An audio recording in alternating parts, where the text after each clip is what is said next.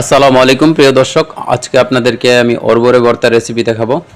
আপনাদের সকলের কাছে আমার একটা রিকোয়েস্ট থাকবো, যদি কেউ অরবরে ভর্তা কখনো না খেয়ে থাকেন তাহলে জীবনে একবার হলেও চেষ্টা করে দেখবেন। আর আমি রাজীব তো আছি আপনাদের সাথে। তাহলে আর দেরি নয়, আসুন আমরা আপনাদেরকে দেখিয়ে দিই যে কীভাবে অরবরে ভর্তার রেসিপিটা তৈরি করি। প্রথমে আমি অরবরিগুলো ভালোভাবে ধুয়ে নিলাম, খুব পরিষ্কার করে ধুয়ে নিলাম। আমি কিছু অরবরি হাতে পারছি আর কিছু লাঠি দিয়ে পারছি, সুতরাং কিছু থেতলে গেছে, সুতরাং ভালোভাবে ধুয়ে আমি একটা শিলপাটা নিলাম। তো শিলপাটাই আমি থেতলে নিলাম এগুলো আস্তে আস্তে করে। আপনারা আপনাদের পদ্ধতি অনুসরণ করতে পারেন এগুলো মিহি করার জন্য। তো এই থেতলানোর জন্য আপনার ইচ্ছা করলে শিলপাটা তো বাটতেও পারেন, অনেক সময় অনেকে এগুলো থাকে না, তো তাদের জন্য শিলপাটায় বেটে নেবেন হালকা করে, একদম মিহি যাতে না হয়।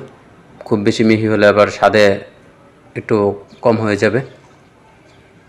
স্বাদের ভিন্নতা পাওয়ার জন্য, ভালো কিছু পাওয়ার জন্য আপনি এইভাবেই করতে হবে, একটু অল্প মিহি করবেন।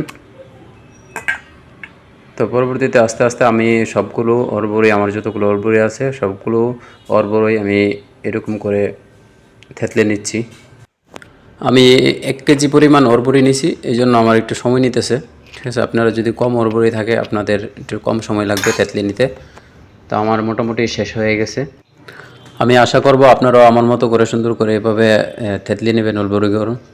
আসলে অরবরিগুলো যদি আপনি সুন্দর করে থেতলে নিতে পারেন তাহলে আপনি স্বাদের একটা ভর্তা খেতে পারবেন।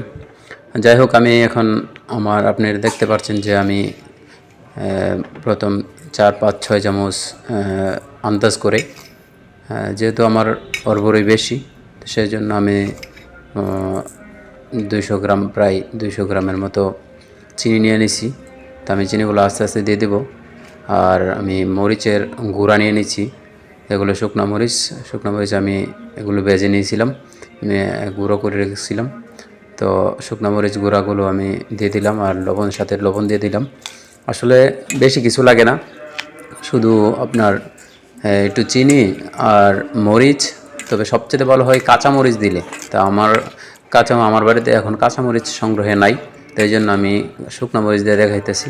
তো আপনাদের যদি বাড়িতে কাঁচা মরিচ থাকে তো সবচেয়ে মজা হয় আপনার কাঁচামরিচের ঝালটা আপনার নাকে মুখে আসে না। ঠিক আছে, অনেক, এবং স্বাদও অন্যরকম হয়। তো বিশেষ করে অরবরি ভর্তার ক্ষেত্রে আপনি কাঁচামরিচটা ব্যবহার করবেন আর চিনি পরিমাণ মতো দিবেন। আর এখন আমি যেটা করতেছি সেটা হচ্ছে আপনার ধনিয়া পাতাটা চিকন করে কেটে এটা হালকা একটু থেতলিয়ে নিতেছি, তারপরে আমি এটা উপরে দিয়ে দেব। শেষ হয়ে গেছে আমার টক মিষ্টি জালে অরবরই ভর্তা। আসলে আপনারাও বাড়িতে চেষ্টা করবেন। অরবরিটা পেতে একটু কষ্ট হবে আপনাদের সংগ্রহ করতে, তবে দেখবেন কোন বাজারে কখনো উঠে কিনা। যদি বাজারে বিক্রি করে তাহলে অরবরি নিয়ে আসবেন এবং বাড়িতে এই ভর্তাটা চেষ্টা করবেন একবার। আর এখন আমি খেয়ে দেখব, আসলে অনেক স্বাদ হয়েছে, আপনাদেরকে বলে বোঝাতে পারবো না। তো ধন্যবাদ সবাইকে, আমার চ্যানেলটি সাবস্ক্রাইব করবেন।